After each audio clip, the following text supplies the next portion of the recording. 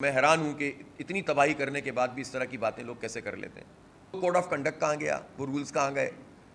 تو ان کو کیا ریزائن نہیں کرنا چاہیے؟ کروانا چاہیے ان سے. پہلے ریزائن کرو پھر آؤ. اس وقت تو بالکل الیکشن کمیشن پیپلز پارٹی کی اے ٹیم بن کر ان کی پسند اور فرمائشی پروگرام پورا کرنے میں لگا ہوا ہے. یہ ہیں وہ لاڈلے جن کو الیکشن کمیشن اور جن کو حکومت اور اب کیئر ٹیکر گورنمنٹ کی بھی پوری سرپرستی حاصل ہے. اس شہر میں رہتے ہیں, جیتے ہیں, کھاتے ہیں, پیتے ہیں, دیکھتے ہیں پانی کی صورتحال, بجلی کی صورتحال, لوڈ شیڈنگ پھر بڑھ گئی ہے.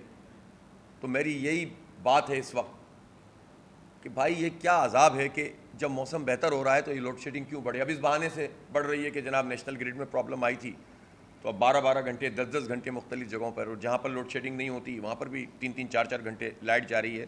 یہ قبلہ درست کریں اور اس کا انبنڈلنگ کر کے ایک مرتبہ قصہ تمام کریں, اور یہ جو مونوپولائز لائسنس ہے اس کو ختم کیا جائے اور ان کا فارنزک آڈٹ کیا جائے اور نیشنل گریڈ سے پوری بجلی دے دی جائے تاکہ یہ پیسے بچیں جو بیچ میں کمپنی ایک سبسڈی کے نام پر کھا رہی ہے, اور کراچی کے عوام کو ریلیف ملے. بجلی ہمارے پاس آلریڈی ایکسیس موجود ہے.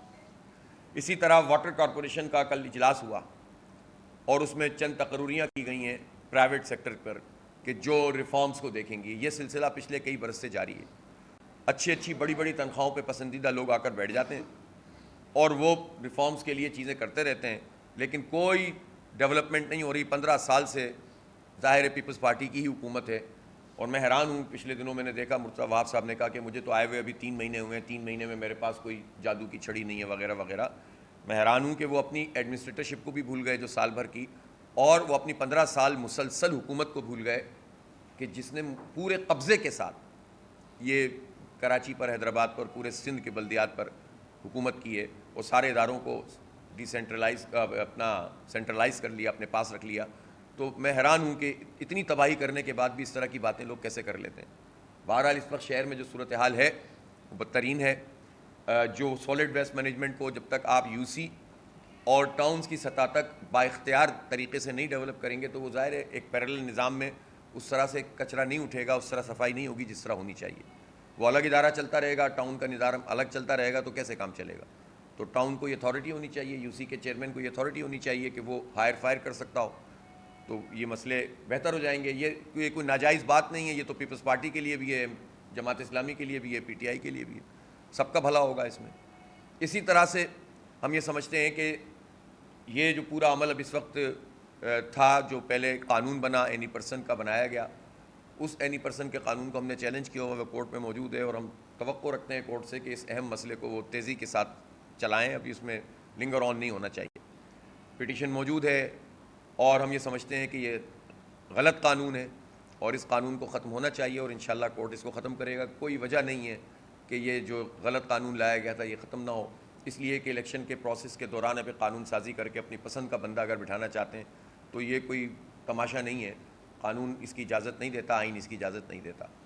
یہ تو ہو ہی رہا تھا, لیکن اب اس کے اوپر مستزاد یہ ہے کہ مرتضیٰ وہاب صاحب کو یہ اختیار دیا گیا کہ جو اختیار کراچی میں کسی کو بھی نہیں دیا گیا. 246 یونین کمیٹیوں کے چیئرمین تو اپنے ٹاؤن سے لڑ سکتے تھے صرف, لیکن مرتضیٰ وہاب صاحب پورے شہر سے لڑ سکتے ہیں, اور انہوں نے 3 اپنی پسندیدہ یو سیز کا انتخاب کر لیا. اس کو بھی ہم نے چیلنج کیا ہوا ہے. پھر اس سے بڑی اہم بات یہ ہے کہ جو الیکشن رول ہیں, ایکٹ بھی ہے, رول ہے, کوڈ آف کنڈکٹ ہے, اس میں یہ بات لکھی ہوئی ہے کہ کوئی چیئرمین, کوئی وائس چیئرمین, کوئی میئر, ڈپٹی میئر وہ کسی بھی انتخابی مہم کا حصہ نہیں بن سکتا.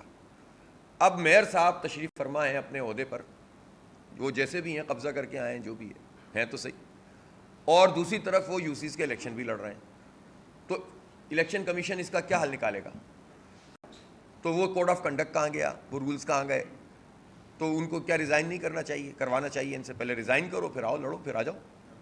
لیکن بالکل دھاندلی کی, ہم تو جو پہلے دھاندلی کی بات کر رہے تھے وہ تو وائٹ پیپر ہمارے پاس موجود ہی ہے, لیکن اس وقت تو بالکل الیکشن کمیشن پیپلز پارٹی کی اے ٹیم بن کر ان کی پسند اور فرمائشی پروگرام پورا کرنے میں لگا ہوا ہے. اگر یہ بات غلط ہے تو آج ہی الیکشن لے لیں راجہ سکندر سلطان صاحب, اور وہ ان کو کہہ دیں کہ بھائی آپ ریزائن کر کے آئیے. اور دوسری بات یہ ہے کہ خود الیکشن کمیشن کا نکلا ہوا خط جس میں اس نے لوگوں سے کہا کہ اپنے ٹاؤن کے علاوہ آپ جوائنٹلی نہیں لڑ سکتے اپنی کسی بھی یونین کونسل سے. تو جب وہ جوائنٹ چیئرمین وائس چیئرمین کا انتخاب تھا تو اس میں آپ ٹاؤن کے علاوہ نہیں لڑ سکتے تھے. اس کا مطلب ہے کہ آپ نے کراچی کے 246 بلکہ جتنے بھی ہزاروں لوگ اس وقت کنٹیسٹ کر رہے تھے ان کو یہ رائٹ نہیں دیا کہ وہ کراچی کے 25 میں سے 24 ٹاؤنز میں نہیں لڑ سکتے تھے، لیکن مرتضیٰ وہاب صاحب 25 میں سے 25 ٹاؤن میں لڑ سکتے ہیں۔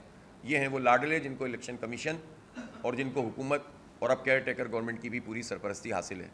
تو میں حیران ہوں کہ دنیا میں کون سی جمہوریت ہے جس کے تحت وہ یہ کر رہے ہیں۔ بہرحال ہم اس کو قانونی طور پر چیلنج کر رہے ہیں۔ ان سارے امور پہ بھی جماعت اسلامی ظاہر ہے شہر کے معاملات ہیں اور ایک دینی تحریک کا تقاضا ہے کہ ہم لوگوں سے غافل نہ ہوں، یہ سارے کام ہم کریں گے۔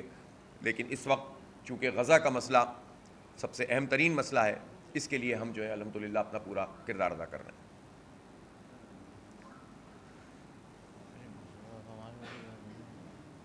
کوئی سوال جناب؟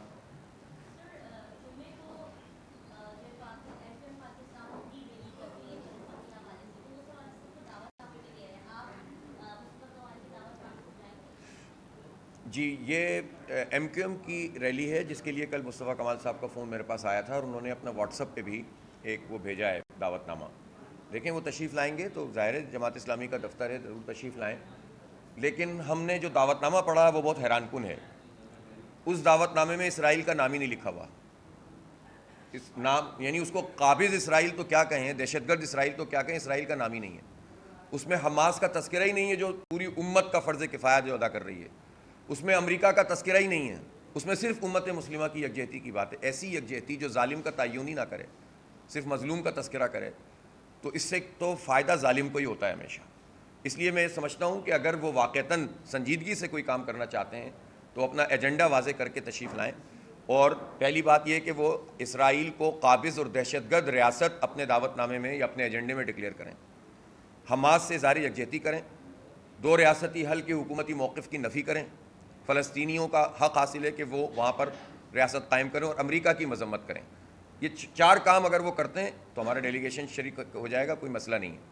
ہم نے تو بہت بڑا مارچ پہلے ہی کیا ہوا ہے، ابھی بھی لگے ہوئے، ہمارا تو کام ہی یہی ہے کہ امت کے لیے الحمدللہ کام کرتے ہیں، ہمیں تو کوئی سیاست بازی تھوڑی کرنی ہے۔ لیکن اگر وہ تذکرہ نہیں کرتے، اسرائیل کو دہشت گرد قرار نہیں دیتے، حماس کی حمایت نہیں کرتے، دو ریاستی حل کی بات نہیں کرتے، تو ایسا کوئی بھی چاہے ایم کیو ایم ہو یا کوئی بھی اگر اس موقع کے اوپر وہ صرف اس طرح کی بات کرے گا کہ مظلوموں کا ساتھ دیں اور امت مسلمہ کی یکجہتی، تو اس کا فائدہ بھی یہ قابض فورسز ہی حاصل کرتی ہیں کہ اچھا ہے کہ وہ جو غصہ اور غم ہے جو ظالموں کے مقابلے میں لوگوں کو کھڑا کرنے کے لیے تیار ہوتا ہے، اس کے لیے ایگزاسٹ کا کام کرنے لگتے ہیں لوگ۔ تو ایجنڈا واضح کر رہے ہیں، پھر تشریف لائیں، پھر اس کے بعد انشاءاللہ بات ہوگی۔ ٹھیک ہے جی سر، میرے پاس دعوت نامہ نہیں تھا اس وقت۔